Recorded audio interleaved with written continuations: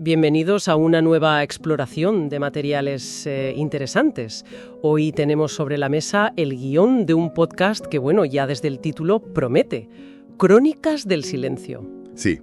Nos vamos a centrar en un episodio concreto, el 7º de la primera temporada, Las piedras que hablan, el susurro ancestral de Sierra Morena. Un título, la verdad, muy evocador. Y el contenido, según este guión, pues gira en torno a un fenómeno acústico bastante curioso, ¿no? Localizado en ciertas rocas de Sierra Morena, ahí entre Jaén y Córdoba. Un misterio local con bastante miga, parece. Exacto. El material que analizamos hoy es rico. Describe el fenómeno, recoge voces de la zona, aporta datos de mediciones acústicas y, esto es muy interesante, expone varias teorías que intentan explicarlo. Claro, y cómo sopesa las distintas hipótesis. Queremos entender no solo qué dice, sino cómo lo dice y, qué nos deja pensando. Me parece un enfoque perfecto. No es solo resumir, sino analizar la estructura del relato que nos propone Crónicas del Silencio. Empecemos entonces por la base. El fenómeno en sí. ¿Cómo lo caracteriza este guión? Pues lo presenta como un relato persistente, ¿sabes? Casi una leyenda viva, transmitida durante décadas por la gente de allí. Pastores, guardas forestales, vecinos de pueblos como Santo Tomé, La Carolina, Montoro. Ajá. Hablan de que en momentos muy concretos, ciertas rocas emiten sonidos. ¿Y especifica algo sobre esos momentos y los sonidos? Porque la precisión aquí es clave, ¿no? Para empezar a separar el folclore de lo potencialmente medible. Sí, el guión subraya la especificidad. No ocurre a cualquier hora, es predominantemente al atardecer. Ah, vale. Tampoco con cualquier clima, sobre todo en otoño e invierno y asociado a condiciones particulares de humedad y temperatura. Interesante. Y los sonidos, pues los describen como graves, vibraciones profundas, incluso como murmullos rítmicos. Hay una cita que dice que es como si las rocas respirasen. Ostras, esa descripción, respirasen, ya nos indica cómo impacta en la gente, ¿no? Genera interpretaciones que van, más allá de la física pura. El guión también menciona intentos de registrar esto científicamente, ¿verdad? Sí, y aquí la narrativa da un giro interesante hacia la evidencia más empírica. Destaca una investigación de 2008 de la Universidad de Córdoba. Ajá. Se hizo en un sitio llamado el Cerro de los Ecos, cerca de la Sierra de Andújar. Colocaron sensores acústicos. ¿Y qué? ¿Qué captaron esos sensores? ¿Confirmaron algo de esos murmullos? Pues captaron algo muy concreto, frecuencias muy bajas. Estaban en el espectro del infrasonido, entre 17 y 35 hercios. ¿Infrasonidos? Sí. Y es fascinante porque el infrasonido, aunque la mayoría no lo oímos, sí puede tener efectos. Fisiológicos y psicológicos. Efectivamente, el guión, conecta hábilmente este hallazgo con los relatos locales. Explica que la exposición a infrasonidos de esas características puede generar sensaciones de inquietud, desasosiego, vértigo. Claro. O incluso la percepción de que hay algo ahí, una presencia invisible. No oyes nada, pero sientes algo. Es un efecto documentado, que podría explicar parte de la experiencia subjetiva de los testigos. Pero aquí es donde el guión introduce lo que llama el enigma geológico. Y es un punto crucial en cómo se construye el misterio. A ver, señala que según la información que hay, no existen fallas geológicas activas conocidas en la zona. Tampoco grandes corrientes subterráneas, ni actividad sísmica significativa que justifique de forma obvia la generación de esos infrasonidos. Ahí está la clave. Y esa ausencia de una causa geológica clara es lo que eleva el fenómeno, claro, si no es un simple subproducto de la geología local conocida. ¿De dónde procede esa energía acústica? Exacto. El guión deja esa pregunta ahí, flotando, ¿no? Alimentando la intriga de manera muy efectiva. Totalmente. Y para darle más cuerpo a esa intriga, pues recurre a los testimonios directos. Claro, las historias personales. Recogidos por etnógrafos y asociaciones de patrimonio oral. El guión destaca dos historias que son, particularmente vívidas. Los testimonios personales siempre añaden esa capa de humanidad, ¿no? Y credibilidad emocional, aunque no sean prueba científica en sí.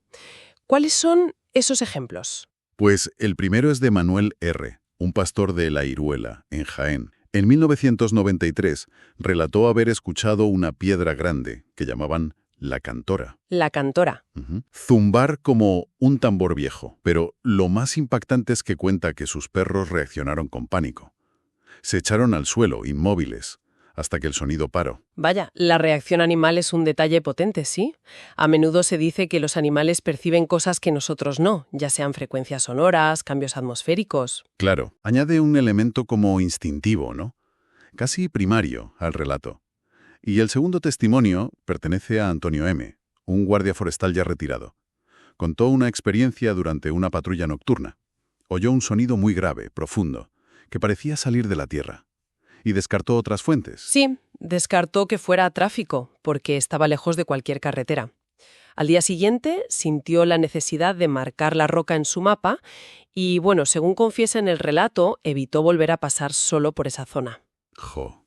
Estos relatos transmiten muy bien esa sensación de extrañeza, ¿no?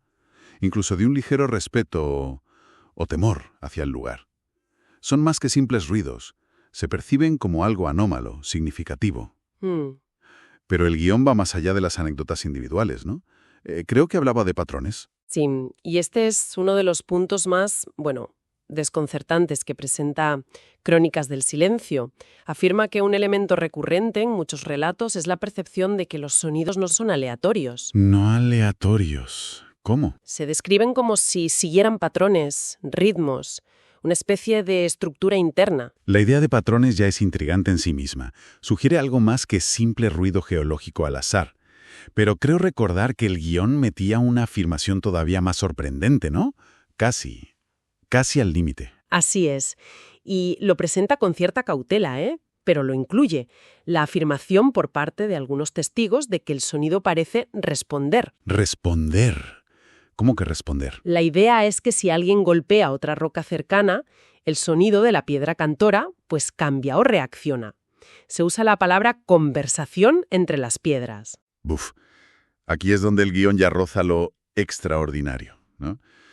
Es consciente de que esta afirmación es difícil de asimilar científicamente, pero su inclusión es clave para entender la profundidad del misterio tal como lo perciben algunos locales. Claro. ¿Cómo maneja el guión esta tensión entre lo medible y lo casi fantástico al presentar las teorías? Pues lo hace exponiendo 3 líneas de pensamiento distintas. Permite que quien escucha evalúe la plausibilidad de cada una. ¿Sabes? La primera es una explicación puramente geológica. Basada en física conocida, imagino. Exacto. Se centra en la dilatación térmica diferencial. La idea es que los componentes de las rocas de Sierra Morena, como el granito y la pizarra, se calientan durante el día. Vale. Y luego, al enfriarse, al atardecer, se contraen a ritmos diferentes. Esta tensión podría generar microfracturas que liberan energía. Vibraciones, sonido, como pequeñas cuerdas de roca tensándose y rompiéndose. Es un mecanismo físicamente posible, sí. La tensión y liberación de estrés en rocas genera ondas acústicas, infrasonidos incluidos. Es una explicación racional. Sin embargo, entiendo que el propio guión plantea, pegas o preguntas a esta teoría. Sí, y lo hace de forma muy interesante utilizando las propias características del fenómeno descrito. Cuestiona, si es un proceso físico general, ¿por qué afectaría solo a rocas muy concretas y no a todas las de la zona? Claro, buena pregunta. ¿Por qué ocurre principalmente al atardecer y no, al amanecer, que también hay cambio térmico? Y, quizá la más sugerente, ¿por qué parece concentrarse a menudo en zonas con un pasado de uso ritual o sagrado? Esas preguntas son importantes, ¿sí? Porque muestran las limitaciones de la explicación simple. El guión las usa para indicar que, aunque la dilatación térmica es un factor real, quizá no explica toda la complejidad del fenómeno, especialmente su especificidad y esa posible conexión cultural. Exacto. ¿Cuál es la segunda vía que explora el guión? La arqueoacústica. Aquí el guión conecta el fenómeno acústico con la rica historia prerromana de Sierra Morena, territorio íbero-tartésico. Ah, claro. Efectivamente, con abundantes restos como santuarios rupestres, menires, cuevas decoladas. La arqueoacústica, que investiga precisamente eso, ¿no? Cómo las culturas antiguas pudieron haber interactuado con las propiedades sonoras de su entorno, a veces de forma intencionada. ¿Cómo aplica esa idea el guión a estas piedras? Pues establece un paralelismo con otros yacimientos arqueológicos famosos. Cita Malta, Stonehenge, Chavín de Huántar en Perú. Sitios donde se sospecha o se ha demostrado que ciertas estructuras o piedras fueron elegidas o modificadas o situadas para resonar de maneras específicas, probablemente con fines rituales. Eso es. La hipótesis que plantea el guión entonces es: ¿y si estas rocas de Sierra Morena no son especiales solo por casualidad natural? Tal vez fueron identificadas y seleccionadas en la antigüedad precisamente por su singular voz. Es una idea potente, ¿eh? Cambia la perspectiva totalmente. De un fenómeno natural pasivo a uno que podría estar integrado en prácticas culturales antiguas.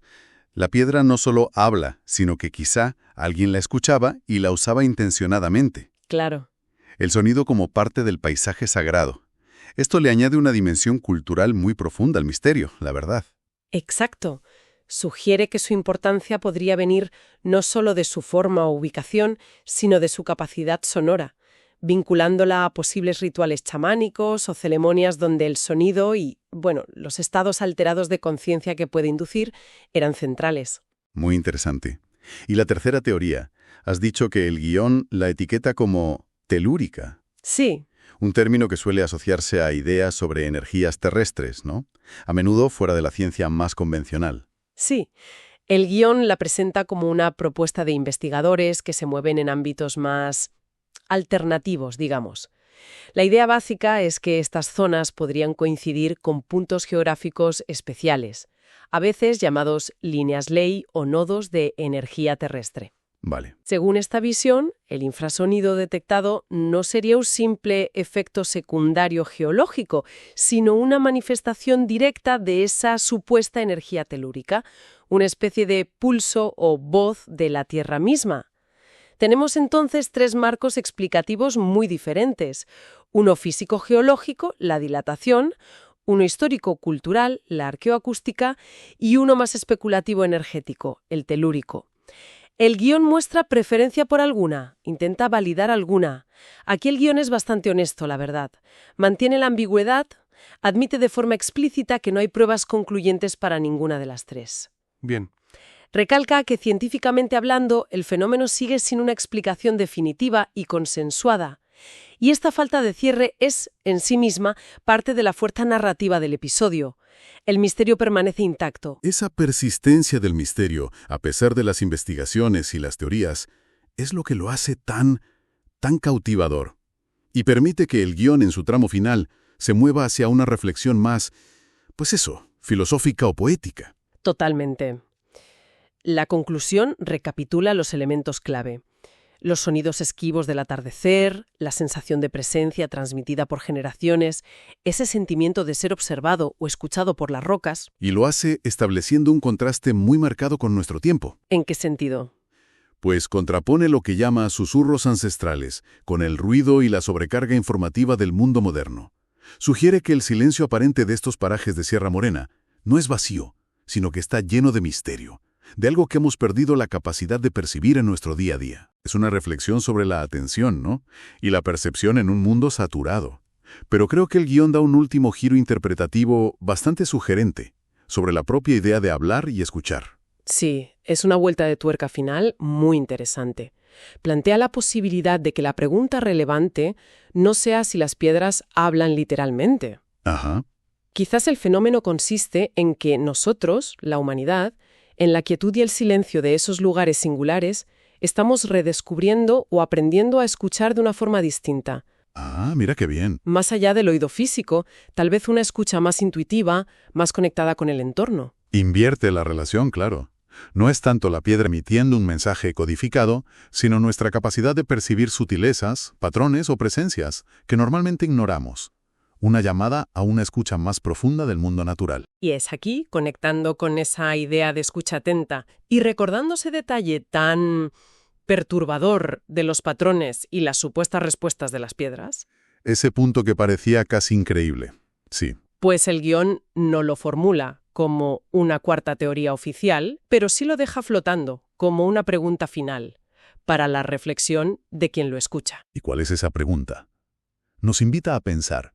Si dejamos de lado por un momento las explicaciones conocidas, ya sean geológicas o arqueoacústicas, ¿qué implicaría realmente que un fenómeno natural pudiera, a lo largo de escalas de tiempo inmensas, desarrollar patrones sonoros complejos que parecen interactivos o responsivos?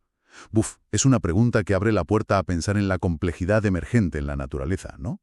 ¿Podrían existir procesos físicos o geológicos lentísimos, quizá operando a escalas que no comprendemos bien, capaces de generar formas de organización sonora que interpretamos como patrones o incluso respuestas? Claro. Podría haber mecanismos de retroalimentación acústica en el entorno natural, como ecos, complejos o resonancias acopladas que generen esa apariencia de interactividad. Exactamente. No se afirma nada, pero se plantea la posibilidad de que la naturaleza, incluso en sus formas aparentemente más inertes, como las rocas, pueda albergar niveles de complejidad que desafían nuestras categorías actuales. Ya. Quizás esos susurros nos invitan a considerar que el mundo natural es mucho más dinámico y comunicativo, digamos, de lo que solemos pensar, aunque no use un lenguaje humano. Sin duda, el análisis de este guión de Crónicas del Silencio nos deja con muchas preguntas y una sensación de asombro. Logra transformar un enigma local en una reflexión universal sobre la naturaleza, el tiempo, la percepción y los límites de nuestro conocimiento. Sí. Utiliza muy bien la combinación de datos científicos, testimonios personales y teorías especulativas para mantener viva la fascinación. Pues hasta aquí llega nuestra inmersión en el guión de Las piedras que hablan, el susurro ancestral de Sierra Morena. Esperamos que este análisis detallado de cómo se construye este relato de misterio haya resultado tan estimulante como lo fue para nosotras revisarlo. Y como nota curiosa final, extraída del propio material que hemos examinado, parece que el siguiente episodio, que Crónicas del Silencio tenía en preparación, iba a abordar otro enigma andaluz fascinante, la luz de Grazalema. ¡Anda! Otro fenómeno que seguramente daría pie a muchas interpretaciones también. ¿Quién sabe? Quizás sea material para otra futura exploración. Por ahora, gracias por acompañarnos en este viaje a los sonidos profundos de Sierra Morena. Hasta la próxima.